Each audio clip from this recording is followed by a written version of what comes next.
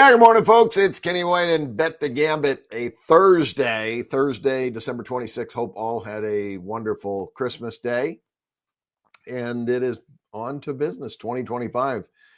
Moving on, coming up quickly. 2025. Bowl games today. I'm going to go over 3 bowl games today and just mention my number on the NFL game tonight. Seattle and Chicago. Talk a little NFL. But it's all about college bowls for me. 3 college bowls today. And I think 3 pretty good ones, all single-digit games, so that should be good. I didn't write down the names of these bowls. I could really care less what the names of those bowls were. The Sports Bowl from Detroit, Michigan. Ford Field is Pittsburgh and Toledo. The Rate Bowl. See, now you understand why I don't care about the names of them, because they all changed over the years. Chase Field, Phoenix, Arizona. And then the 68 Ventures Bowl, Hancock Whitney Stadium in Mobile, Alabama. First one in Ford Field, Pittsburgh and Toledo. This is Pat Narduzzi at Pittsburgh, 10 years there now, 72-55 in his time there, basically 7-5 record. He was an assistant in Michigan State for 8 years as the defensive coordinator before getting the Pittsburgh job. So he was a well-known DC in the business and very well liked, very well regarded. And he's done a decent job at Pittsburgh, just not a great job. 2-4 in his bowl games, but he is 2-1 in his last 3 bowl games. So that's, he started out 0-3. But has won 2 of the last 3. So that's one thing I like, moving in the right direction. The other thing that I kind of like moving in the right direction might even be the quarterback, but Eli Holston did play great this year as a freshman. 9 starts. He was outstanding, but he was injured out for the year. Nate Yarnell, and I believe that. Let's see on the latest injury report. Holston is still doubtful with an ankle injury. Oh, Nate Yarnell is doubtful as well. David Lynch is expected to start. So I was going to look into this and see all the transfer portal stuff to see who was where and what was when and all of that. But we've got it now. So quarterbacks, David Lynch. Not even on my list. Nowhere to be seen. I was going to tell you that I had Nate Yarnell rated higher than Eli Holstein to begin the year. But Holstein had a great year, and he moved his ratings up to Nate Yarnell. But when Yarnell went in the last 3 games of the year, the team just did go 1-2 in those games, but they played up to the power rating. The team started out very, very well this year. 7 straight wins, 7-0 in the top 25, and then they lost at SMU, lost a home game, a tough one-score home game to Virginia, then lost a 1-score home game to Clemson, and then got blown out on the road at Louisville, and then lost their last game on the road at Boston College. I know I was against them in a couple of those games, and a team that headed in the wrong direction. But now I've got to check on David Lynch from Pittsburgh to see what he is and who he is, since he's not even in my book. I probably have him in my Access database and who he is. David Lynch is a redshirt freshman, 6'3", 215. He is a walk-on athlete. He did go to Florida IMG. So, regarded athlete, but a walk-on. He's from Rhode Island. This is his hometown. So he didn't go to Pittsburgh just to go to Pittsburgh because he lived there. He went to Pittsburgh because he wanted to go there for some reason. Bishop Hendrickson. And then went to IMG. And yeah, David Lynch, I'm not finding. I got him very, very low on my ratings for high school ratings.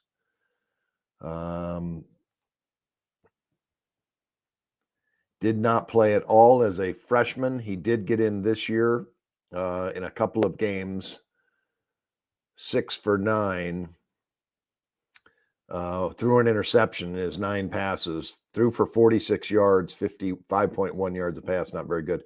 Played against Louisville on the road and BC, played the last 2 games, come off the bench.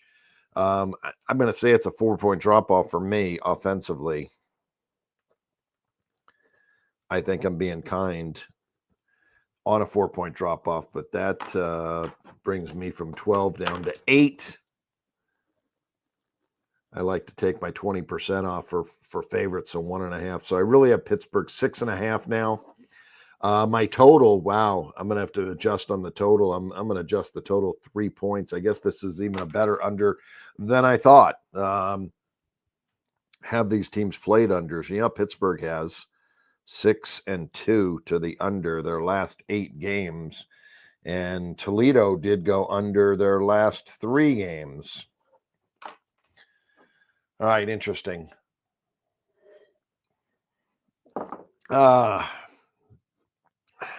This is indoors. We don't have to worry about weather. So, all right, Pat Narduzzi. Sorry to have to move on the run with you. Yeah, obviously should have been prepared, but I put together a lot of notes on this game. Excuse me. That is amazing. They are down to their 3rd string quarterback in this game. Pat Narduzzi as a defensive guy, we do believe he will be extremely conservative. You want to hit this under. I'm going to send it out to my VIP club. You get the benefit of knowing that. My total was 42.5. My adjustment with the backup quarterback now is 39.5. So I'm going to send this out to my VIP club. I think it's a very good play.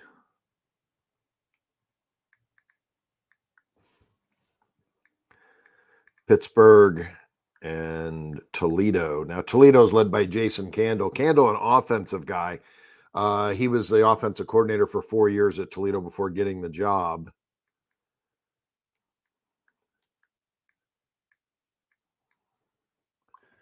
And that was sent out to the VIP club. That's going to be an under. So again, my total 39. I made Pittsburgh 6.5, 39.5. I don't know how motivated they are at 7-5. I do like it that Narduzzi's won his last 2 bowls.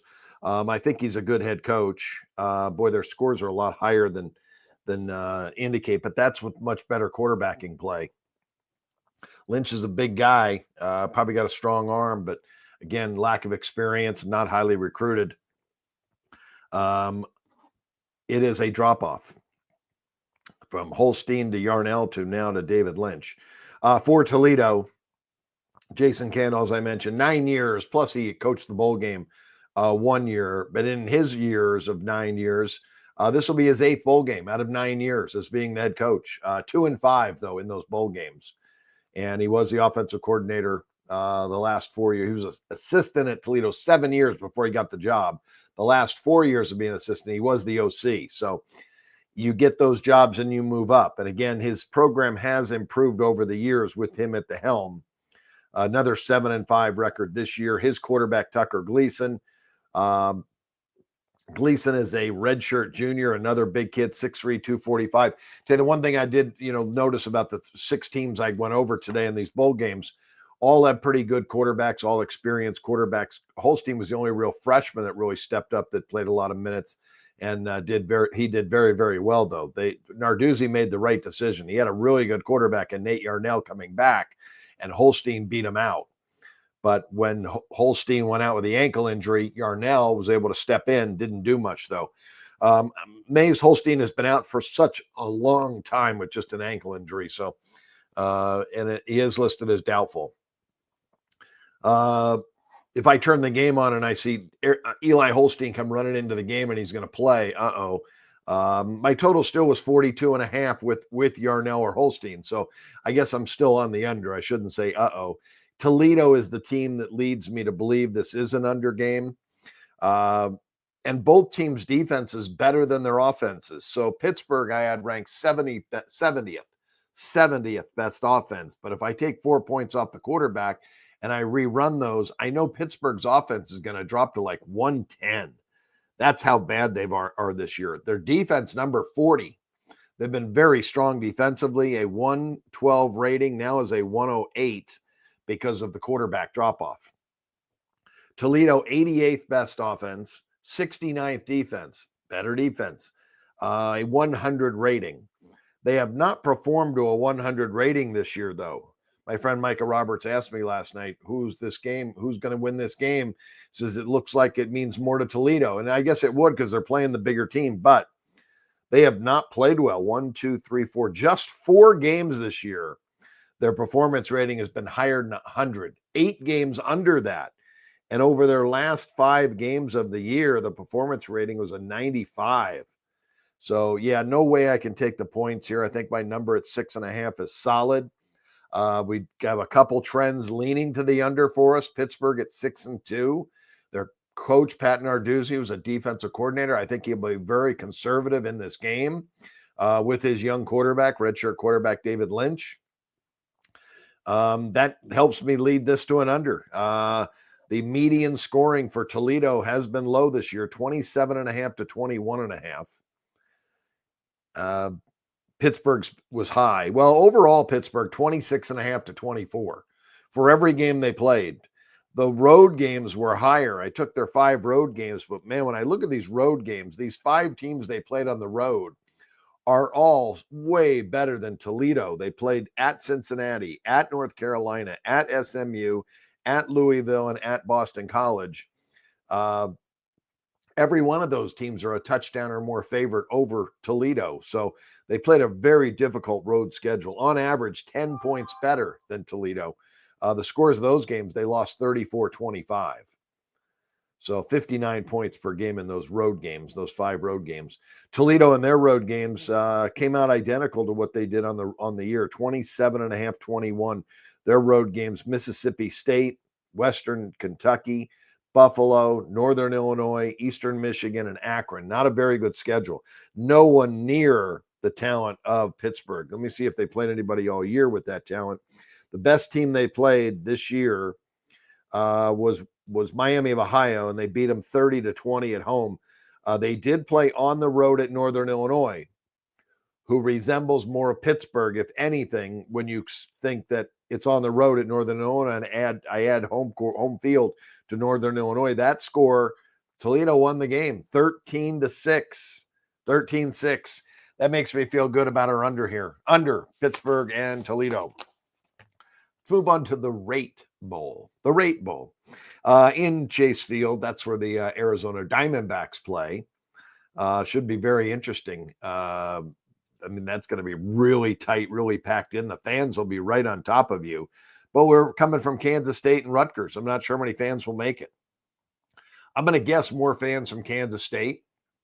Most of the people who do live there in Manhattan are probably flown to Phoenix and spent Christmas in Phoenix and are going to the game. I think there'll be more purple than there will be scarlet, red, and gray. Greg Schiano, the head coach at Rutgers, second time around. He was there 10 years before. Very, very, this guy knows how to build a program. From that Rutgers job, he did get job at Tampa, the Tampa Bay Buccaneers. He was at Rutgers for 10 years. His first 4 years, he went 12-34. 12-34. The next 6 years, 56-33. He went 5-1 at his bowl games in those years. His Rutgers team was clicking on all cylinders, probably the best 6-year run in Rutgers history. The Tampa Bay Buccaneers, he applied for the job and got it. 2 years at Tampa, 12-22, and got fired. Signed at Ohio State as their defensive coordinator for 3 years at Ohio State, D.C., and Rutgers' football program was going nowhere. They fired their head coach, and they brought back Greg Schiano, and he's been there 5 years now. The team has improved in his 5 years. They have gotten better each year. They've gone to bowls now. He's 1-1 at bowls. And that's the last couple of years. So Greg Schiano improving the program, and he's done very well on the road covering spread since he's been back. 17-9-1. 17-9-1 ATS on the road. He's 18-9 to the under in his road games since he's been back at Rutgers. So, and remember, defensive coordinator, Ohio State. That's what he did. He was a defensive coordinator. Kansas State, Chris Kleiman's head coach there, 6 years now at Kansas State. Gosh darn it, I didn't write down the wins and losses for him, but I know it's very good. There's Butch Jones, who I'm going to talk about too. I should have written this down. I like to know. Chris Kleiman. He's one of my favorites. He was at North Dakota State. He wasn't the originator of North Dakota State's success. He was the defensive coordinator at North Dakota State for 3 years in their success, and then he got the head job. Their coach moved on to Wyoming. 47-28 now at Kansas State. He did win 8 games his first year, and then just 4, fell to 7th in the conference. Won 8 years, won 8 games the third year, 10 games in 2022, 9 wins last year and 8 wins this year. Could be another 9-win season for him. He was 69-6 at North Dakota State. 5 years. He won 4 national championships. 4. He is 2-2 in bowl games since being at Kansas State. He's an ATS cover guy. Coming into this year, he was 40-23 ATS. 40-23. Did not do quite as well this year. Just 4-8. 3-3 at home, 1-6 on the road. So it was not his best year covering spreads. Not sure why. But I love this guy as a coach. Still a solid record as a head coach. Just I guess just didn't have many as pieces. I think he lost a lot of really talented players from the last 2 years' teams that went 19-8. That 2022 team won the Big 12. And they lost in the Sugar Bowl. Love to run the football, power run game. They will run it. Greg Schiano's team as well. But my total a little bit higher. So KW line, I made Kansas State 9. I have 9 points higher. Better go take a look at the injuries and see what injuries there are. Rutgers' running back Kyle Manaagi is out. He's doubtful, personal reasons. And DJ Giddens, the running back for Kansas State, is out. I have to look up both guys just to make sure. Yeah, Manaagi, very good, big physical runner as a senior. There's definitely a drop off there for Rutgers of a point, and I know Giddens is definitely a really good player for Kansas State. He's their starter, and he's worth about the same. So very interesting. Both teams without their number one running backs today in this game. Don't see a lot of transfer portal stuff. Wide receiver from Kansas State, Keegan Johnson. Better look him up. That's about it. So nice that these 2 games we don't have a lot of defections. And you wouldn't think you would when you got good coaches like this. Johnson, one of their top wide receivers, one of their top 3. But they do have a couple of very talented kids on the bench. They got a freshman that's going to be amazing. Jaquez Spalding Demps. Remember his name, Jaquez Spalding Demps. 4-star athlete. I think he spent his first year at BYU and then transferred here. I don't know if he's played this year. Let's look him up real quick. Spalding Demps. Jaquez.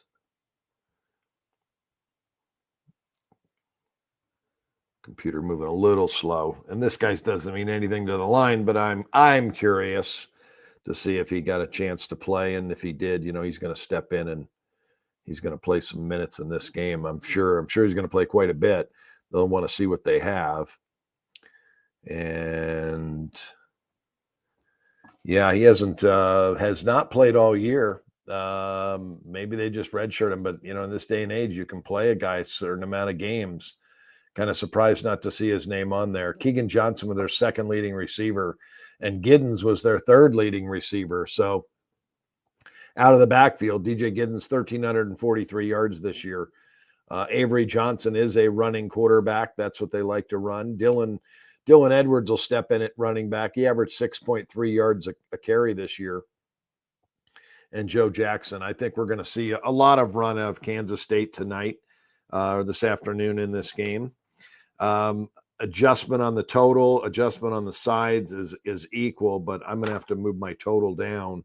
I had Kansas State 9-56. I'm adjusting to 9-54. This game opened Kansas State 7 at the South Points, held steady. Total 51, up to 51.5. It did move my way. I lean to Kansas State, but if I take 20% off the -9, that's 1.8. Rounded off to 2 points, I'm going to go down to 7. Minus the 20%. I think Kansas State's 7 points better. Rutgers offense, 47th in the country. Their defense, number 35. 110 rating. Kansas State's offense, 26th. Defense, 18th. A 119 rating. But I like Greg Schiano as a head coach. Both these teams are going to play hard. I'll try to pronounce the name of the starting quarterback for Rutgers. Ethan Kaliakamanis. He was originally at Minnesota, was the starter at Minnesota, and then transferred to Rutgers. He's never been an accurate passer. He threw for 55% completions this year for Rutgers, but he did not turn the football over, just 6 INTs. 17 touchdown passes, 6.8 yards a pass. I've got him rated as 3 points better than the average college quarterback, so pretty decent. Avery Johnson for Kansas State, I have 4.5 points better than the average college quarterback. He did throw 9 INTs, a little more than Kaliakamanis. 22 touchdown passes, though, from Avery Johnson this year, 7.4 yards a pass. And he's a dual threat, as I told you, second leading rusher. 102 attempts, 546 yards, 7 touchdowns. He had 13 in his career. My feelings in just talking this game over and knowing both guys are defensive coordinators, a couple of wide receivers out for Kansas State. They're number 1. Actually, I should make this game. That probably drops off a point. Number 1 wide receiver. Maybe I could make this game 6. Not much. I guess I'm leaning to the dog and the under, even though my number doesn't say it. I'm not betting it. I just don't have a bet in the game. Got to pass and move on. But I lean to the dog, and I have a feel for the under 51.5, even though my number's 54. But I have a process, and I can't bet against that process. Maybe if they score 2 quick touchdowns in that game and the total is 60 and or 60, a little over 60, I could say, you know what? I think this game will get conservative at some point because these coaches do want to win these games, and 2 very good coaches. And again, Greg Schiano's trend on the road, 18-9 under on the road. Kansas State went under 4 of their last 5 games. Scoring, Rutgers on the year, 28.5-19. It's 47.5. Their road games that I took, their top road games, and those road games pretty comparable to Kansas State. 26-17. They did win those games. 26-17. That's 43 points. Kansas State, their median score 31-24. In their road games, 26-27.5, 53.5. So right there with my total that I've adjusted down to 54. But Rutgers has been under that, 26-17. They've won. I mean, those median scores really point to that. Both teams have played a really good schedules, obviously. Performance rating-wise, on the year, Rutgers performed a 106 on the road against their 5 road games at really good road teams. And they did only play 5. All 5 were pretty good teams. Virginia Tech, Nebraska, Southern California, Maryland, and Michigan State. They performed to a 117, Rutgers did. Very, very good. Outstanding. Kansas State, overall as a team, performed to a 118.5. I have them a 119. So they performed to their rating on the road in their 6 road games, all pretty good ones, at Tulane, at BYU, at Colorado, at West Virginia, at Houston, and at Iowa State. All really good. They performed to a 114.5. I really lean to Rutgers. I've talked myself into Rutgers +7 for 1% small play. Arkansas State, Bowling Green, Butch Jones at Arkansas State, 4 years now, 18-31. Doesn't tell the story. A lot of these coaches today, doesn't tell. Sometimes their record doesn't tell the story. But Butch Jones was a head coach at Central Michigan. He was an offensive coordinator at Central Michigan before getting the head coaching job. 3 years there, took his team to 3 bowl games at Central Michigan. And then he went to Cincinnati, 3 years at Cincinnati, 1-0 in the bowl games, got the head coach job at Tennessee. On to Tennessee, 5 years, 34-27, got let go. He was 3-0 in his bowl games, 3-0 in the bowl games, 4-2 overall. Takes the job at Arkansas State. They won 2 games his first year, 3 his second, 6 the third year, and 7 this year. They've won 7 games. He's got a chance to win his 8th game here today. But I do have Bowling Green, the better football team. Scott Loeffler's the head coach there. Remember him? I don't know if you remember him. He was a quarterback at Michigan. Really good quarterback. Had a career-ending injury and went into the coaching business. Was an assistant under Lloyd Carr for a couple of years and then sprouted to the NFL for a year. Came back to college. Was an assistant. It was an offensive coordinator at Temple and Auburn. Then he 1 year each, so there must have been some coaching fires. He was there 1 year, got a little experience, went to Virginia Tech, and was the OC there for 3 years, and the quarterback coach. He moved on to Boston College for 3 years. And that's the way to do it, an assistant. Go through, coach somewhere for 3 years and move on to another school for 3 years. That's the magic number, because you know more people get to know you. You got more family and friends in your corner at that point. And then he got the head job at Bowling Green. When you look at his record, you think 27-40. Oh my gosh, he hasn't done the job, has not done the job. But when you look at what he's done in wins and losses, 3 in his first year, 0 in his second. Oh my Lord. Lucky he didn't get fired. He only won 4 games in his third year. He won 6 games and then 7 games. And this year, 7 wins. He has a chance to win that 8th game and improve once again. And he would show improvement 5 straight years. Well, or no, 4 straight years, I would say, because he had 0 wins. But it would be improvement in his team. Arkansas State's quarterback is a sophomore, Jalen Rainier, who's had a really good year. He started as a freshman last year, and this year, 241 completions out of 390 attempts, 9 interceptions, really good for as many passes that he's thrown. 14 touchdowns, a little low. He threw for over 2,500 yards, 6.6 yards a pass. I had him 3.5 points above the average college quarterback, and that's about what he did this year. That was a projection for me. I'll project him to be even a little bit better next year. For Bowling Green, Connor Blazak's their quarterback, 6th-year senior. If you remember, Blazak, 3 years at Missouri, started 2 of those years, went to Indiana for a year, started there, and now this is his 2nd year at Bowling Green. He's got a ton of experience, and he had a good year this year. Just 5 INTs in 353 passes. That's 1 every 70 passes. 15 touchdown passes, 2,654 yards, 7.5 yards a pass. I had him rated 4 points better than the average college quarterback, and he's done that and just slightly better. Arkansas State, 91 on offense, ranked 97 defense, a 96.5 rating. Talent level is a little low there, but Butch Jones did a good job getting this team into a bowl game, winning 7 games. They played a very good schedule this year, an extremely good schedule. Wow. Looking at, on the road, his road games, they had 6 road games. Michigan, Iowa State, Texas State, Southern Miss wasn't very good. Louisiana was good. Georgia State below average, but the median road game was a 108. Bowling Green's overall schedule, they played a 98 schedule this year, Bowling Green.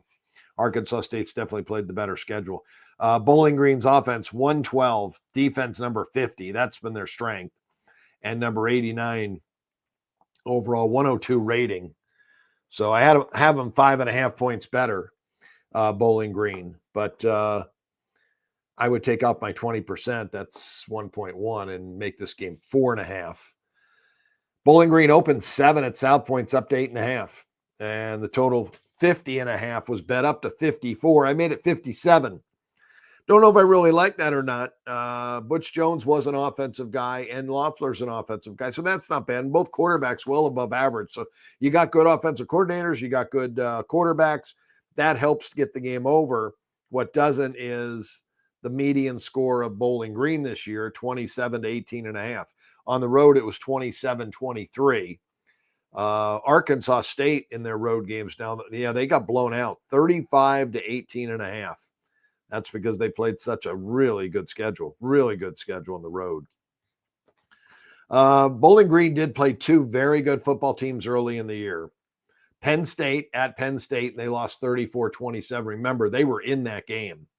And then at Texas A&M, they lost 26-20, and they covered that easily. Unbelievable. They lost to Old Dominion the next week at home, 30-27. A little bit of a letdown, maybe, I guess. Barely beat Akron by 7 on the road. Was a game that they should have won by more. They didn't cover. They did win 3 of their last 5.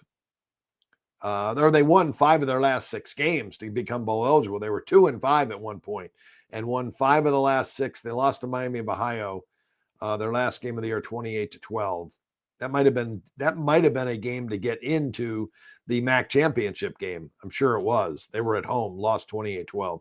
But again, Miami of Ohio, very defensive football team.